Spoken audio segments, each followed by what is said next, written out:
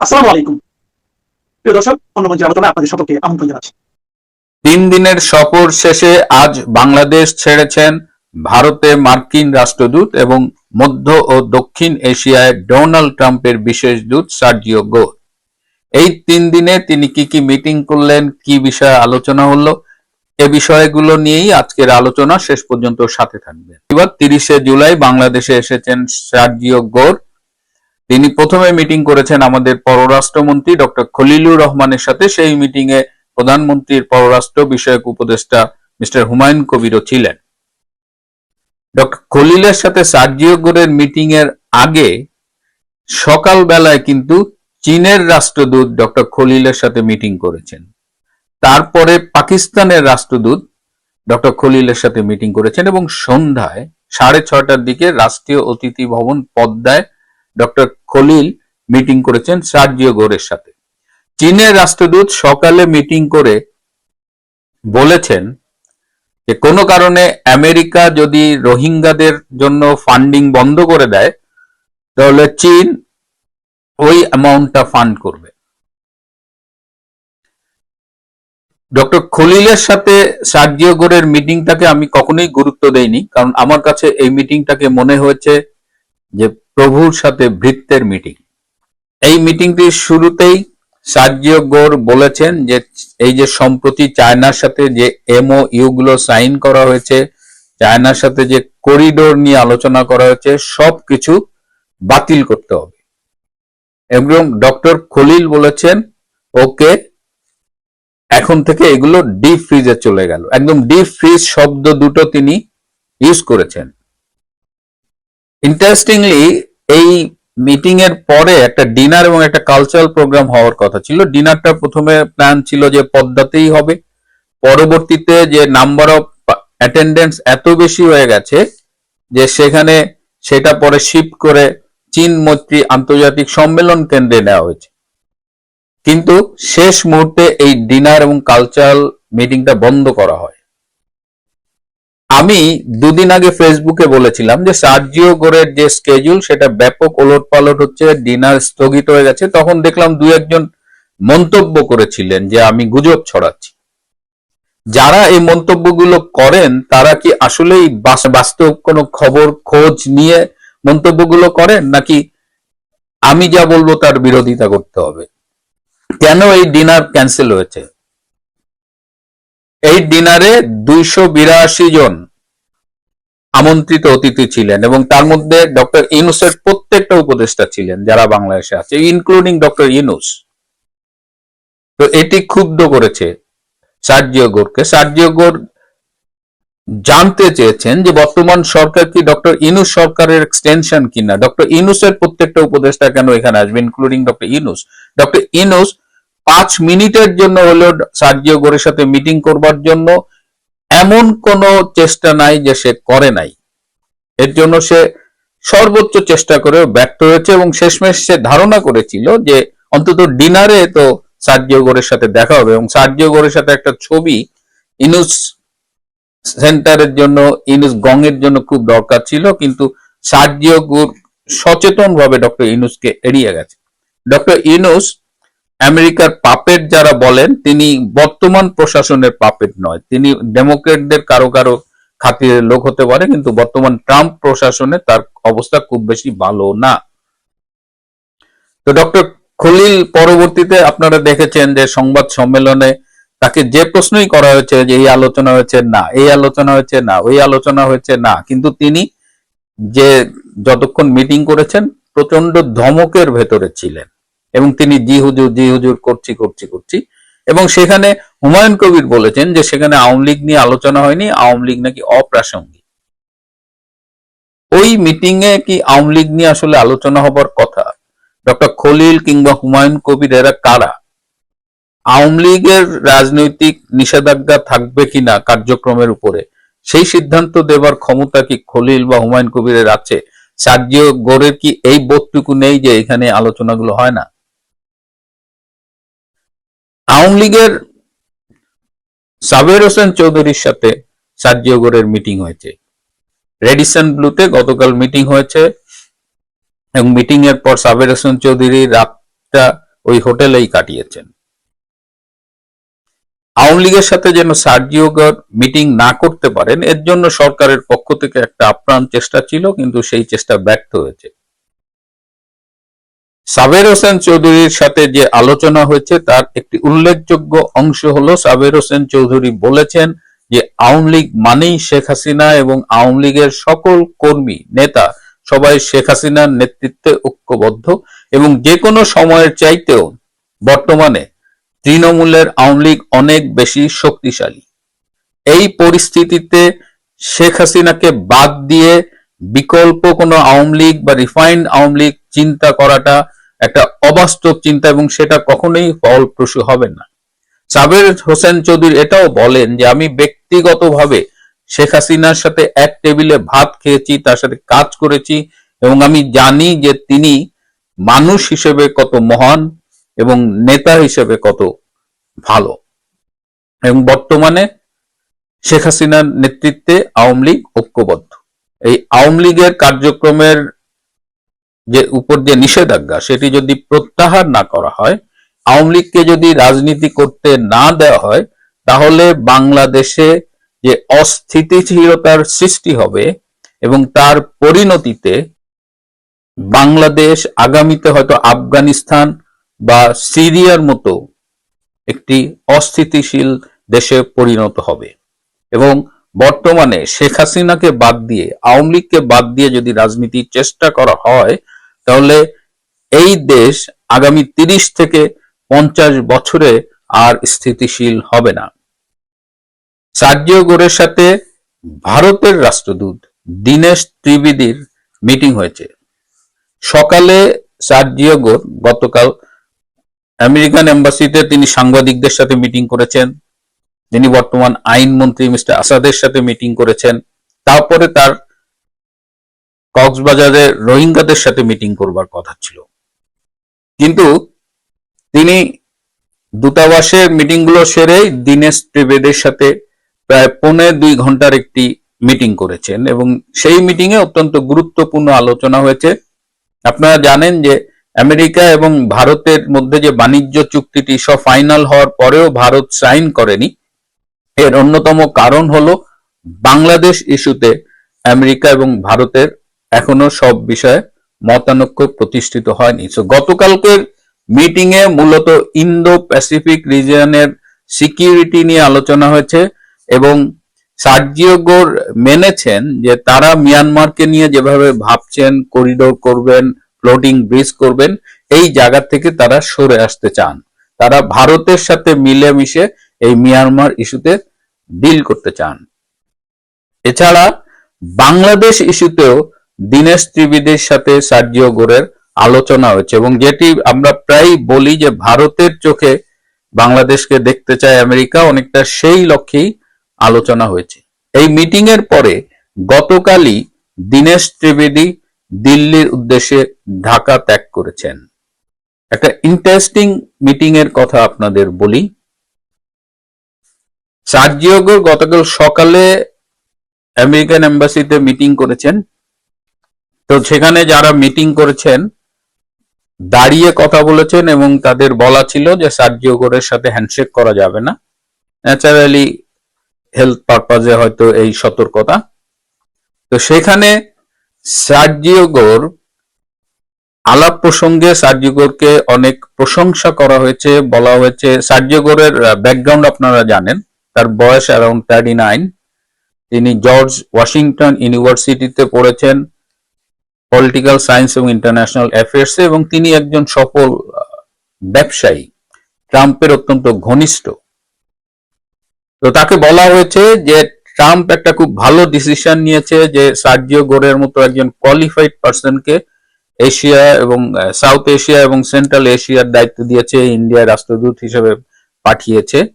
তো তাকে তিনি বলেছেন যে বর্তমানে বাংলাদেশে যে অবস্থা চলছে তাতে এখানে স্থিতিশীলতা, রাজনৈতিক স্থিতিশীলতা, সামাজিক স্থিতিশীলতা এগুলো নেই। ফলশ্রুতিতে এই অঞ্চলে বিনিয়োগ করাটা অনেকটাই ঝুঁকিপূর্ণ। এমনকি যারা অলরেডি বিনিয়োগ করেছেন তারাও কিন্তু তাদের বিনিয়োগ নিয়ে শঙ্কিত। বর্তমান বাংলাদেশে যে 2 বছর আগের 5 অগস্ট রেজিম চেঞ্জ হয়েছিল সেই প্রসঙ্গটিরও আসে, এবং সেখানে সার্জিও গোর নিজে বলেছেন যে আমেরিকা এই রেজিম চেঞ্জে জড়িত ছিল না, এটা যদি বলা হয় তাহলে সেটা সম্পূর্ণ সত্য নয়। এমনকি মাইক বেন্স, ট্যাকার কালসন তারাও কিন্তু তাদের পডকাস্টে বলেছেন যে ডিপ স্টেটের ইনভলভমেন্ট ছিল, তারা প্রচুর বাজেট স্পেন্ড করেছে, বিশেষ করে 2018 থেকেই তারা শেখ হাসিনাকে ক্ষমতাচ্যুত করবার জন্য নানানভাবে চেষ্টা করেছে। তো সেটি সার্জিও গোর গতকাল তার কথায় স্বীকার করেছেন, এবং সার্জিও গোরকে বলা হয়েছে যে ইংল্যান্ডে যদি লেবার এবং কনজারভেটিভ পার্টি বা আমেরিকায় যদি ডেমোক্রেটদের বাদ দিয়ে রিপাবলিকান পার্টি বা ইন্ডিয়ায় বিজেপি যদি কংগ্রেসকে বাদ দিয়ে রাজনীতি করতে চায়, তাহলে কি সেখানে স্থিতিশীলতা থাকবে না গণতন্ত্র প্রতিষ্ঠিত হবে? সার্জিও গোর স্বীকার করেছেন যে সেক্ষেত্রে অবশ্যই গণতন্ত্র চাপের মুখে পড়বে। তখন তাকে বলা হয় যে বাংলাদেশে যে দুটো রাজনৈতিক দল আছে, আওয়ামী লীগ এবং অ্যান্টি আওয়ামী লীগ, তখন সার্জিও গোর বলেন আবার একটু বলুন তো রাজনৈতিক দলগুলোর নাম। তখন বলা হয় যে বাংলাদেশের রাজনীতি আসলে 2 ভাগে বিভক্ত, একটা অংশ আওয়ামী লীগ আর একটা সবাই মিলে অ্যান্টি আওয়ামী লীগ। তো আওয়ামী লীগকে বাদ দিয়ে যদি বাংলাদেশে রাজনৈতিক স্থিতিশীলতার কথা ভাবা হয় তাহলে সেটা কি আসলেই সম্ভব কিনা, এবং সেখানেও সার্জিও গোর এগ্রি করেন যে সেক্ষেত্রেও বাংলাদেশের ডেমোক্রেসি চাপের মধ্যে পড়বে, এবং এই পরিস্থিতিতে এখানে কে বিনিয়োগ করতে আসবে। এবং সার্জিও গোর মেনে নেন যে বাংলাদেশে আসলে একটা ইনক্লুসিভ পলিটিক্যাল এনভায়রনমেন্ট থাকা উচিত, এবং এই যার কথা বললাম তার সাথে কথা বলে সার্জিও গোর এতটাই প্লিজ রয়েছে যে তিনি হ্যান্ডশেক করবার জন্য হাত বাড়িয়ে দিয়েছিলেন। তখন এই লোকটি বলেছেন যে আমাদের তো হ্যান্ডশেক করতে মানা করেছে, তো তিনি তখন নিজেই হাত বাড়িয়ে হ্যান্ডশেক করে পিঠ চাপড়ে দিয়ে তার সাথে সেখানে যে দূতাবাসের অন্য কর্মকর্তা ছিলেন, একজন বাঙালি তরুণী, তাকে বলেছেন যে ওর ডিটেলস রেখে দাও, ওর সাথে আমাদের মাঝে মধ্যে যোগাযোগ করতে হবে। এই হলো সার্জিও গোরের মিটিং। সর্বশেষ তিনি প্রধানমন্ত্রী তারেক রহমানের সাথে মিটিং করেছে, 45 মিনিটের মতো মিটিং। সেখানে 20 মিনিট মোটামুটি একতরফা ভাবে সার্জিও গোর কথা বলেছেন, এবং সেই মিটিং থেকে 3টি ফোন কল করা হয়েছে। সার্জিও গোর করেছেন, একটা ফোন কল করেছেন ট্রাম্পকে, আরেকটা করেছেন পররাষ্ট্রমন্ত্রী মার্কো রুবিওকে, আরেকজন করেছেন ব্যবসায়ী, আমেরিকান ব্যবসায়ী, যিনি বাংলাদেশ আমেরিকার চেম্বারের সম্ভবত প্রেসিডেন্ট। সেখানে Tarique Rahman yes sir, yes sir, yes sir করেছেন। সুতরাং এই টোটাল সার্জিও গোর, এবং পরবর্তীতে তিনি যে রোহিঙ্গাদের সাথে দেখা করতে গেছেন দীনেশ ত্রিবেদীর মিটিং এর পরে, তার যাওয়ার কথা ছিল মিলিটারি এয়ারক্রাফটে, কিন্তু শেষ মুহূর্তে তিনি মিলিটারি এয়ারক্রাফটে যাননি, তিনি স্বাচ্ছন্দ্য বোধ করেননি, এবং ইউএস বাংলার একটা প্লেন তারা চার্টার করে তারা কক্সবাজারে গিয়েছেন, এবং কক্সবাজারে সেই পেকুয়া উপজেলায় গিয়েছেন যেখানে বর্তমানে প্রয়াত মোস্তফা মাঝির একটা হোটেল ছিল, এবং আমি আপনাদের অনেকবার এই পেকুয়া বাজারের কথা বলেছি। তো সব মিলিয়ে সরকারের প্রতি কিন্তু সার্জিও গোরের খুব স্পেসিফিক মেসেজ ছিল, লাইক আইনের শাসনের ঘাটতি। আইনমন্ত্রীকে তো আইসিটি নিয়ে কথা বলা হয়েছে, বাংলাদেশের এই বিচারহীনতা, মব জাস্টিস, সবকিছু কিন্তু আইন মন্ত্রীর সাথে আলোচনা হয়েছে। চীনের বিনিয়োগ, এই দেশে চীনের তৎপরতা, সবকিছু নিয়ে তাদের ক্ষোভ জানিয়ে গেছে, এবং খলিল কথা দিয়েছেন যে চীনের সাথে তারা এই সব এমইউ বাতিল করবেন। এই সফরের মধ্য দিয়ে তারেক রহমানের সরকার কিন্তু ব্যাপকভাবে চাপে পড়লো, এবং আওয়ামী লীগ ও আমেরিকার সম্পর্ক যে উন্নত হচ্ছে, যেটা আমি দিল্লিতে গিয়েও শুনে এসেছিলাম, সেটি এই সফরেও কিন্তু আরো স্টাবলিশড হলো। অত্যন্ত অন্তরঙ্গ পরিবেশে তিনি সাবের হোসেন চৌধুরীর সাথে মিটিং করেছেন, সংবাদকর্মীদের সাথে মিটিং করেছেন। তিনি নিজে শুনেছেন কিভাবে কোন দলের সাথে সম্পৃক্ত না হওয়া সত্ত্বেও সাংবাদিকরা ক্ষতিগ্রস্ত হয়েছেন, তাদের বাবাকে জেলে নেওয়া হয়েছে, তাদের ব্যবসা প্রতিষ্ঠান ভেঙে দেওয়া হয়েছে। একটি বিদেশি পত্রিকার বাংলাদেশ প্রতিনিধি, যিনি নিজেও বাংলাদেশি নন, তিনি বলেছেন যে 5ই আগস্টের পর থেকে তিনি যদি কোনো সংবাদ পাঠাতে চান তাহলে বাংলাদেশের একটা বিশেষ জায়গার অ্যাপ্রুভাল নিয়ে তাকে সংবাদ পাঠাতে হয়। বিদেশ সার্জিওগোর বাংলাদেশের অবস্থা তার কাছে সব রিপোর্ট ছিল, ইটস নাথিং নিউ, কিন্তু তিনি একেবারে সরে জমিনে এসে দেখে গেলেন। এছাড়াও তিনি শিক্ষাবিদদের সাথে দেখা করেছেন, সিভিল সোসাইটির সাথে কথা বলেছেন। সব মিলিয়ে এই সফরটি বিএনপির জন্য একটা অ্যালার্মিং, বলা যায় যে বিএনপিকে অনেকটা হলুদ কার্ড দেখিয়ে গেলেন সার্জিও কার্ড, এবং আওয়ামী লীগের জন্য অবশ্যই সামনে ভালো দিন আসছে সেই ইন্ডিকেশনটা কিন্তু এই সফরে তিনি দিয়ে গেছেন। প্রিয় বন্ধুরা, আজ এ পর্যন্তই। ভালো থাকবেন, সুস্থ থাকবেন, তার চেয়েও জরুরি হলো নিরাপদে থাকবেন। আসসালামু আলাইকুম রহমতুল্লাহি ওয়া বারাকাতুহু। সম্মানিত দর্শক, জামাতের একজন বয়স্ক নেতা, প্রায় 75 বছর বয়সী, সেই ভদ্রলোক তার তরুণী প্রেমিকাকে নিয়ে একেবারে সস্তা মানে একটা হোটেল, একজন এমপি যে কোনো বিচারই হোক না কেন, এই ধরনের একটা হোটেলে তার প্রেয়সীকে নিয়ে, প্রেমিকাকে নিয়ে রমণ করার জন্য সেখানে যাবেন, এটা কল্পনা করা যায় না। গুলিস্তানের ফুটপাতের যে সমস্ত বাদাম বিক্রেতা আছে, আলু বিক্রেতা আছে, ডিম বিক্রেতা আছে, তারা ওই ভ্রাম্যমাণ পতিতাদেরকে নিয়ে সেই যে সকল হোটেলে যান, ঘন্টা চুক্তিতে, 500 টাকার বেশি হয় না, 500 টাকা ঘন্টা চুক্তিতে যান। ঠিক ওইরকম রুমের যে ধরনের চেহারা স্রোত, এই জামাতের যে এমপি সাহেব, তাকে তার যে প্রেমিকা, সেই প্রেমিকাকে নিয়ে বা তার স্ত্রীকে, তথাকথিত স্ত্রীকে নিয়ে যে ভিডিও ফুটেজ এখন ভাইরাল হয়ে গেছে, ওইরকম একটা রুম। মানে আমি অবাক হয়ে যাই যে মানুষের রুচি, তারপরে মানুষের চিন্তা চেতনা, কর্ম, তাদের যে একটা লেভেল কোন পর্যায়ে নামতে পারে। 2 নম্বর হলো যে এখানে অনেকগুলো অডিও ক্লিপ, অনেকগুলো ভিডিও ক্লিপ, এগুলো সব একত্র করলে আপনি কোনো সমাধানে পৌঁছতে পারবেন না। প্রথমত, যদি এই লোকটির পোর্টফোলিও ধরেন, সেই পোর্টফোলিওর সঙ্গে এই মেয়েটির যে বয়স, তার যে পারিবারিক অবস্থা, সামাজিক অবস্থা, এটি যায় না। 2 নম্বরে মেয়েটা একেবারে বাচ্চা মেয়ে, 17-18 বছরের বাচ্চা মেয়ে, এই মানে এটা একেবারেই যায় না। এর সঙ্গে সম্পর্ক হলো কি করে? 2 নম্বর হলো যে ভিডিওতে যতটুকু দেখা গিয়েছে তাতে দেখা গেল যে এই বুয়ার সাথে মেয়েটার যে ফিজিক্যাল রিলেশন, সেই ফিজিক্যাল রিলেশন বা তারা পাশাপাশি বসছে, তাদের মধ্যে যে সম্পর্ক, এটা মনে হচ্ছে সহজাত। তারা একে অপরকে আদর করছে, একে অপরকে টিটকারি করছে, তারা খুনসুটি করছে এবং খুব সাবলীল। এটা আমাদের জন্য একটা চিন্তার বিষয় যে আমাদের এই যে যারা সুগার ড্যাডি খুঁজে, 18, 19, 20 বছরের মেয়েরা যারা 70 বছরের বেশি, এই যৌন পাগল, যৌন উন্মাদ, যৌন দানব, যৌন ষাঁড়, এই সমস্ত লোকের পিছনে যে এই কিশোরীরা ঘুরছে, এবং এটা আমাদের সমাজে আগে আমরা কখনো কল্পনা করতে পারতাম না, এটা অ্যাভেলেবল হয়ে গেছে। এবং এটা আমরা ধরা পড়েছে হয়তো পুরুষ শক্তিশালী বলে, কিন্তু যে কথাগুলো আমরা শুনছি, যে কাউন্টার ঘটনাগুলো ঘটছে, অর্থাৎ 80 বছর 70 বছরের বুড়ি, তার পেছনে এইভাবে 21-22 বছরের গ্রাম থেকে উঠে আসা সাধারণ পরিবারের এরকম ছেলেরা এভাবে সুগার মাম্মি, অতৃপ্ত ভাবি, গুলশানের ভাবি, এদের পিছনে এভাবে ঘোরাফেরা করছে।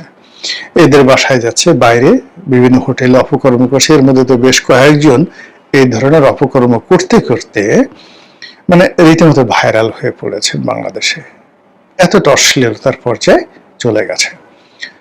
তো এই যে সমাজের যে বিবর্তন, এবং সেখানে কোন একটা মানুষকে ফাঁসানো, কোন একটা মানুষকে অপদস্থ করা, সেই অপদস্থ করার হাতিয়ার যখন যৌনাঙ্গ হয়ে যায়, উলঙ্গপনা হয়ে যায়, যৌনতা হয়ে যায়, যেটাকে আমরা সেক্স বলি, তারপরে সেখানে যদি বিকৃত রুচি হয়ে যায়, পারভার্সন হয়ে যায়, তাহলে পুরো সমাজটা মুখ থুবড়ে পড়ে, আল্লাহর গজব সেখানে নাজিল হয়ে যায়।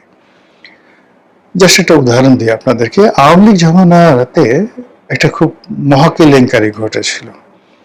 সেটা হলো ওয়েস্টিনে পাপিয়া কাণ্ড।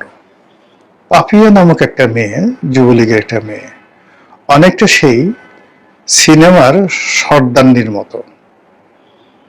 সে হাতে ছড়ি নিয়ে ওয়েস্টিনের একটা প্রেসিডেন্সিয়াল শুটে বসে বিভিন্ন মেয়েদেরকে ভাড়া করে সেখানে সে রাখত।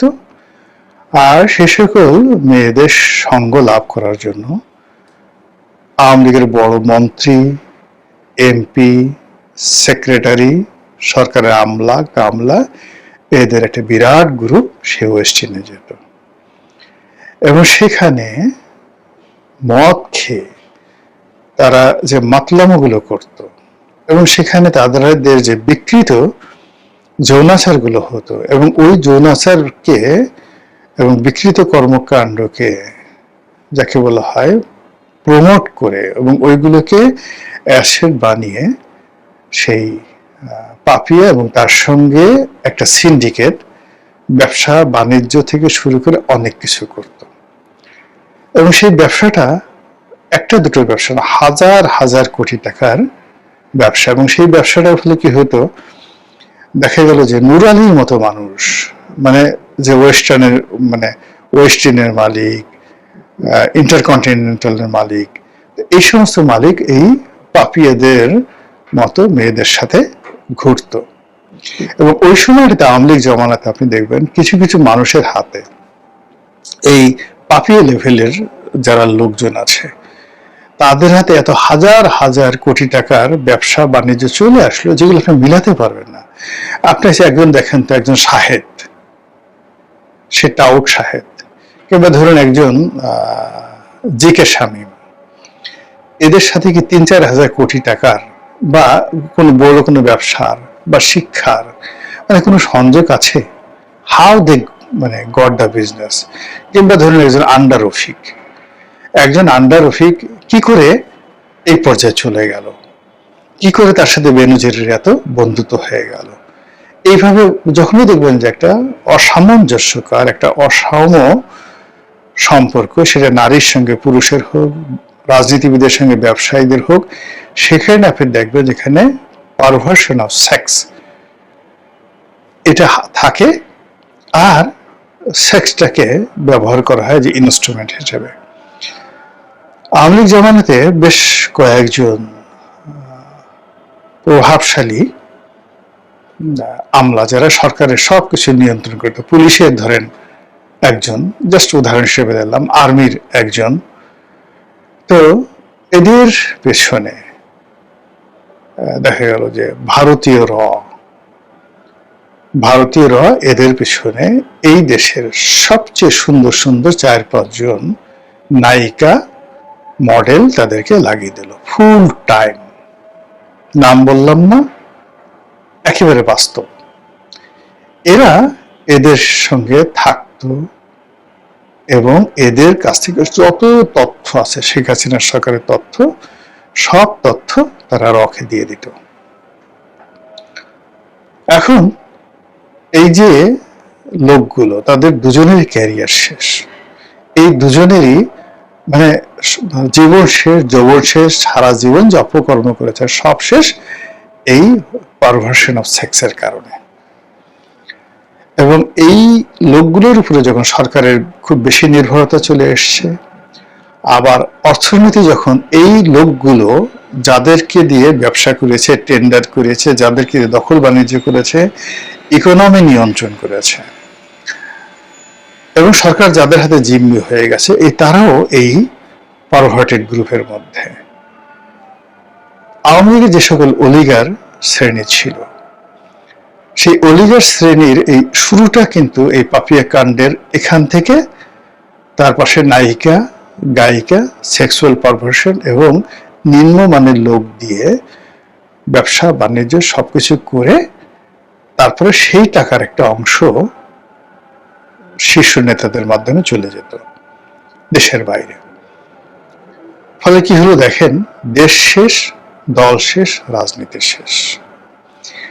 এখন সেই কাজগুলো অতীতে যেভাবে চলেছে 17 বছরে, বর্তমান জমানাতে এসে সেটা আরো বেড়ে গেছে। এবং এই জিনিসটা বেড়ে গেছে, আগে যারা মানে ধরেন এখানে মক্ষীরানী হিসেবে ব্যবহৃত হতেন, সেই তুলনায় এখনকার যারা মক্ষীরানী এরা পচা, দুর্গন্ধ, মানে দেখার মতো নয়। আগে মক্ষীরানীর যে সমস্ত যারা খদ্দের ছিল, সেই খদ্দেরদের চেহারা ভালো ছিল, বড় পদ ছিল, পদবী ছিল। এখন সেই তুলনায় এখন যারা এই মক্ষীরানীদের কবলে পড়ছেন, মানে এই পচা দুর্গন্ধময় মক্ষীরানীদের কবলে পড়ছেন, তারা ওদের তুলনায় অনেক অনেক লেস ক্যালিবারের। কারো বয়স 70, কারো বয়স 75, কারো বয়স 80 বছর হয়ে গেছে, কিচ্ছু করতে পারে না, হাতটা উঠাইতে পারে না, কিন্তু হাতটা নিয়ে তার বুকের উপর রাখলো, এর বিনিময়ে সে দেখা গেল পুরো ঢাকা শহর লিখে দিল। এই কাজগুলো যে শুরু হয়ে গেছে, এটা থামবে না। এটা থামবে না, কারণ হলো যে আমাদের এই সমাজে আপনি দেখবেন যে ভালো কাজগুলো বিস্তার লাভ করে না। গোলাপের বাগান বিস্তার লাভ করে না। আপনি একটা গোলাপের চারা লাগালেন, ওখান থেকে শুধুমাত্র গোলাপই বের হবে। কিন্তু আপনি এটা বাগানে দুব্বা ঘাস লাগিয়ে দেন, এটা বিস্তার লাভ করতে থাকবে। তেমনি করোনা বলেন, অন্য ভাইরাস জনিত যে সমস্ত রোগ বলেন, জীবাণু বলেন, সেগুলো কিন্তু বাড়তে থাকে মারাত্মকভাবে। তো সেক্ষেত্রে এই সময়টিতে যে সেক্সুয়াল পারভার্সন বা যে হানি ট্র্যাপের ঘটনা ঘটছে, অর্থাৎ প্রতিপক্ষকে দমন করার জন্য যেভাবে নারী দিয়ে হাত পাতা হচ্ছে, এটা বন্ধ হবে না। আপনি যার জন্য করেছেন সে আবার আপনার জন্য করবে, এটা বাড়তে থাকবে। 2 নম্বর হলো যে ক্ষমতাধর লোকদের, এই যে জামাতের যে লোকটি, এই লোকটির যে পারভার্সনটা আপনি দেখলেন, এই পারভার্সনটা শুধুমাত্র উনি ধরা পড়েছে, কিন্তু এরকম অসংখ্য লোক রাজনীতির বড় বড় পদে আছে, বয়স্ক মানুষ আছে। এদের এই ঘটনাগুলো, মানে যারা, মানে ও তো টুপি পরে আছে, পাজামা পাঞ্জাবি পরে আছে, ওখানে আপনি হয়তো আগে সেই মামুনুল হকের 501 নম্বর রুমকে বিকৃত করে রুম নম্বর দিলেন, রুম নম্বর 502। কিন্তু আপনি যদি আরো ইন ডিটেলসে যান, দেখবেন অনেক কোট পরা, টাই পরা ভদ্রলোক, এর বয়স 75, কিন্তু এর বয়স 78, 80 বছরের অনেক লোক, যাদের নাতিপুতির বিয়ে হয়ে গেছে, গিয়ে দেখবেন যে তারা এরকম 503, 504, 505 এরকম অসংখ্য রুম বুক করে এই লোক যে কাজগুলো করছে তার চেয়ে আরো নোংরা কাজগুলো তারা করছে। জাস্ট একটা ছোট্ট উদাহরণ দিই। প্রভাবশালী একজন রাজনীতিবিদ, কোন দলের আমি বলবো না, প্রভাবশালী রাজনীতিবিদ, সে আর এক প্রভাবশালী মহিলা রাজনীতিবিদ, তরুণী, তার মেয়ের বয়সী তরুণী, প্রভাবশালী রাজনীতিবিদ, সুন্দরী, তাকে নিয়ে একটা হোটেলে, 5 স্টার হোটেলে গোসল করতেছে। সেই বিকিনি পরে, বুড়ার বয়স ধরেন 73-74 বয়সী, সবাই চিনবেন তাকে। বুড়ার ছেলে সেখানে উপস্থিত হয়ে সে বাবাকে আচ্ছা মতো, বাবা এবং ওই যে তার বাবার প্রেয়সী এবং ওই মেয়েও, মানে কি বলবো, মন্ত্রী, এমপি, আর গালাম না, এমন পিটনি দিছে সেই লোকের কাছে। মানে তারা এখন জাতির সামনে ধরেন বড় বড় কথা বলছে। এখন সেই লোক, আপনি কি করে আপনি তার কাছ থেকে ভালো কিছু আশা করেন? ওই নারীর কাছ থেকে, ওই পুরুষের কাছ থেকে। আর এক নারী, সে দেখা গেল যে তার স্বামী মারা গেছে, অনেক বড় নেতা ছিল, দেখতে তরুণী না হইলেও, মানে চেহারা তো ভালো না হইলেও আকর্ষণীয়।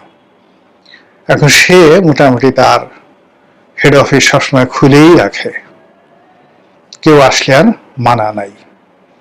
এইগুলা করে করে জায়গা মতো ক্ষমতা পেয়ে গেছে। এখন আপনি এই নারী এবং নারীর খদ্দেরদের কাছ থেকে আপনি কি আশা করেন বলেন? এখন এই জিনিসগুলো যখন মানে আপনি যখন একজনেরটা বের করছেন, এরকম ঘটনা আপনি ওই আওয়ামী লীগের আমলে সে বাবুর বাপের ঘটনা মনে নাই আপনাদের? এক নেতা আমেরিকার এক মহিলার সাথে সে পরকীয়া করছে এবং সেখানে সে সেই বাবুর মা বাবুর বাপ ওইটা নিয়ে খুব আলোড়ন সৃষ্টি হলো। সে লোক তো মরে নাই এখনো। এখন এই জিনিসগুলো যখন আরো সামনে আসবে উইথ ভিডিও, আপনি জামাতের লোকের বের করছেন, জামাত কি বসে থাকবে? তার কি লোকজন নেই? তার কি বট বাহিনী নেই? তারা এই জিনিসগুলো নিয়ে যখন আরো বেশি ঘাটাঘাটি হবে, তখন মানে আপনি যদি ন্যূনতম রুচিবোধ থাকে, যদি আপনার পরিবার থেকে আপনার সন্তান সন্ততি থাকে, আপনি বলবেন যে হে আল্লাহ, তাড়াতাড়ি জমি ফাঁক করো, আমি মরে যাই এবং আমাকে কবরে ঢুকিয়ে দাও, এই দৃশ্য আমার আর দেখতে ইচ্ছা করছে না। মহান আল্লাহ আমাদেরকে অশ্লীলতা থেকে, অশ্রাব্যতা থেকে, অনিয়ম থেকে, দুর্নীতি থেকে, অনাচার থেকে, অবিচার থেকে, ব্যভিচার থেকে, জেনা থেকে আল্লাহ আমাদের সবাইকে হেফাজত করুন, দয়া করুন এবং আমাদেরকে রক্ষা করুন।